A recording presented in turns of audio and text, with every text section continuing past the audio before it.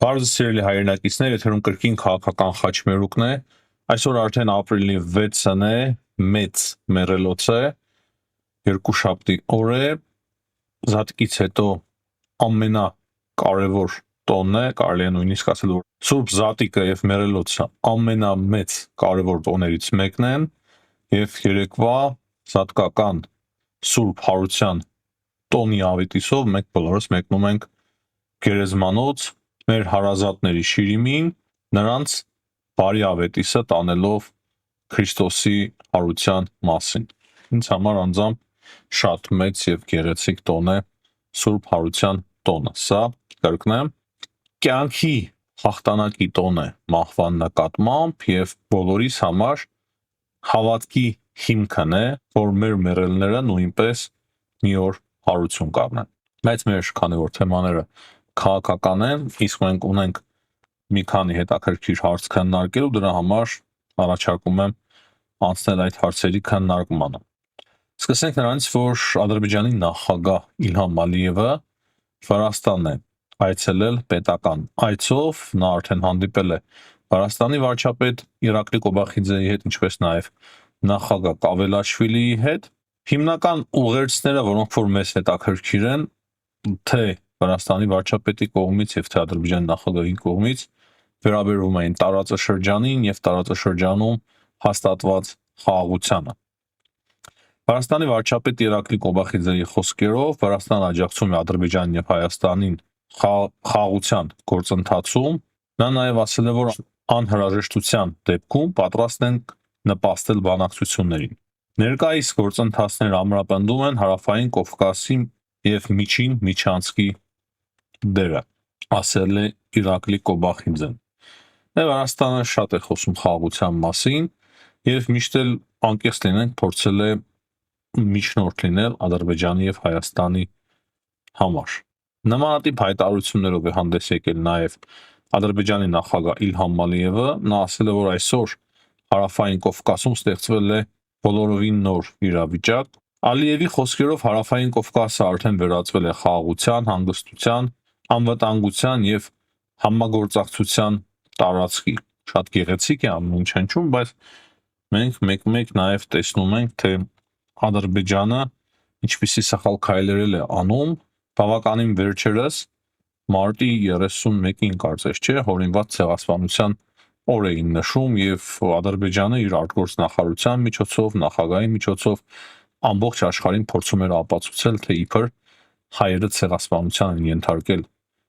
ադրբեջանցիներին եւ Հայաստանի ներկայիս տարածքում է այդ ամենը տեղի ունեցել։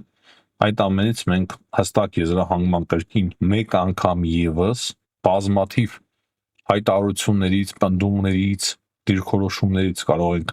նման եզրահանգման գալ եւ դա դրանցից մեկն է, որից որ մենք հասկանում ենք, որ Ադրբեջանը այնուամենայնիվ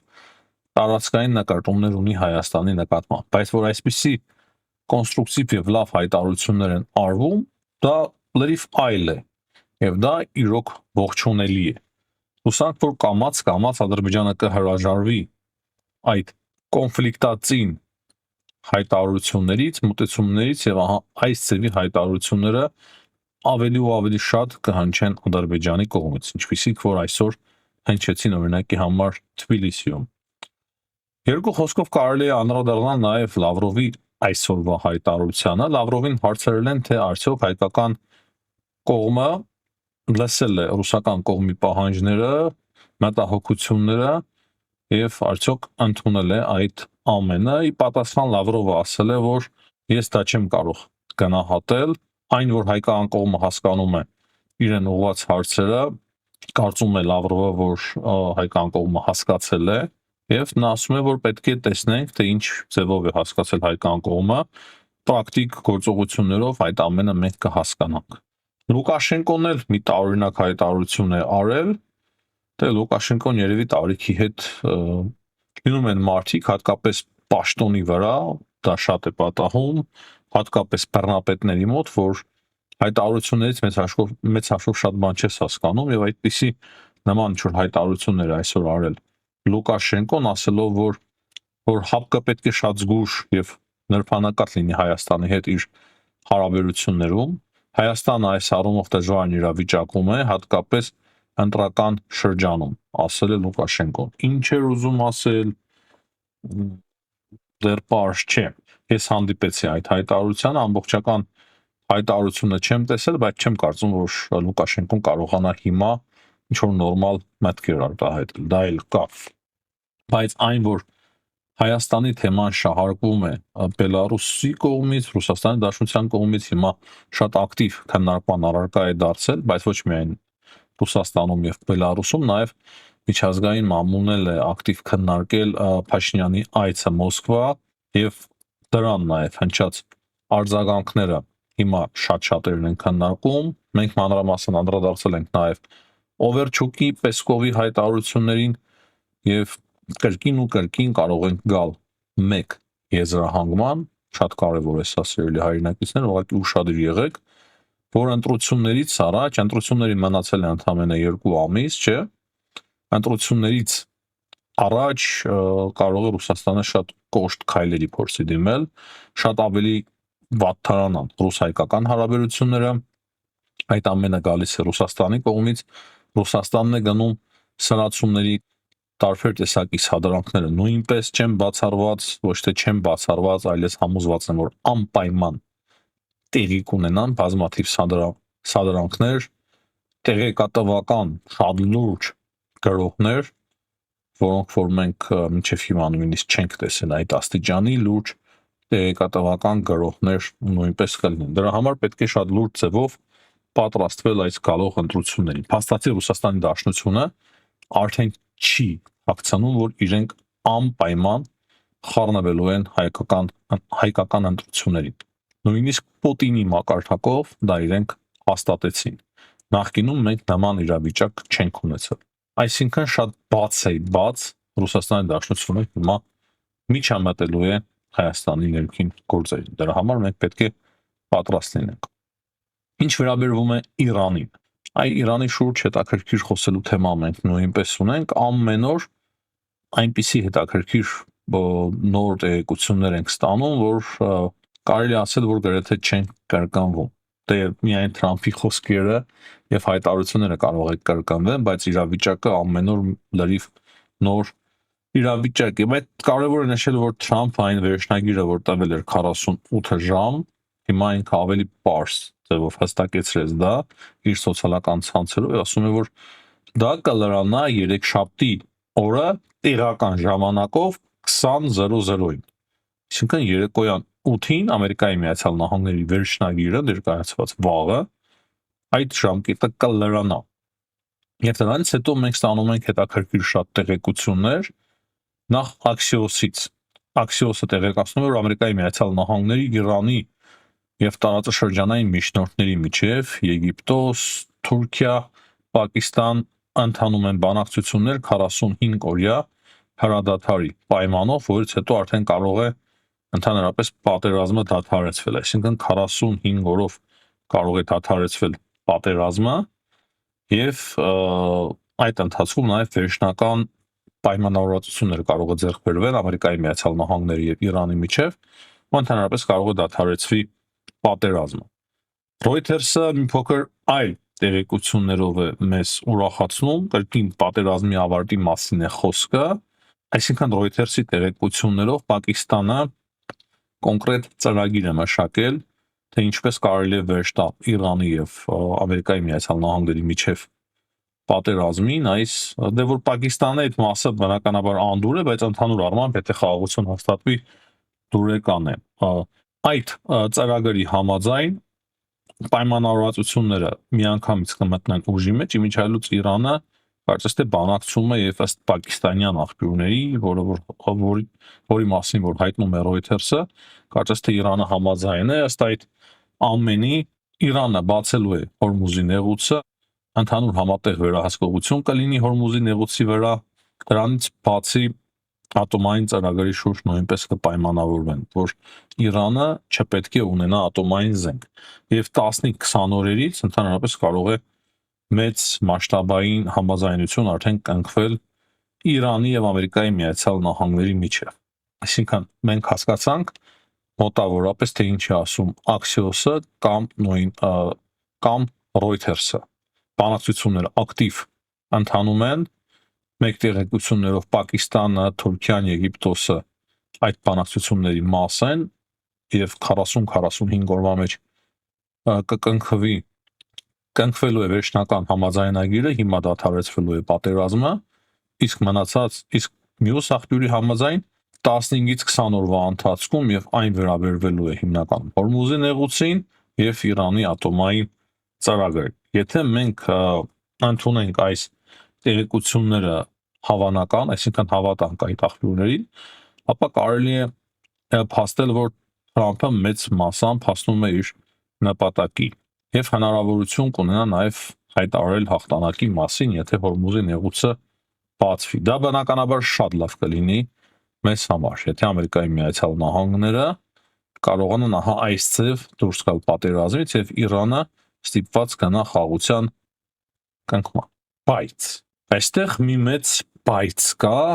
կան որոշ տեղեկություններ, որ Իրանը մերժել է Ամերիկայի Միացյալ Նահանգների առաջարկը եւ հրաժարվում է բացել Հորմուզի նեղուցը։ Եվ Թուրքիայի, Եգիպտոսի եւ Պակիստանի միջնորդական առաքելությունները ոչ մի արդյունք չեն տվել։ Այսպիսի տեղեկություններ էլ մենք ունենք, ուղղակի այնքան ամեն ինչ խճճված է։ Իրանն էլ է վարում տեղեկատվական պատերազմ, նույնն է անում Ամերիկայի Միացյալ Նահանգները։ Հիմա բազմաթիվ տեղեկություններ ունենք, նաև դժվար է հասկանալ, թե որը որից հետո է, որը ավելի շուտ է արվել, որը ավելի ուշ է արվել, չնայած որ ամեն ինչ միանգամից է գալիս միջազգային լրահոս,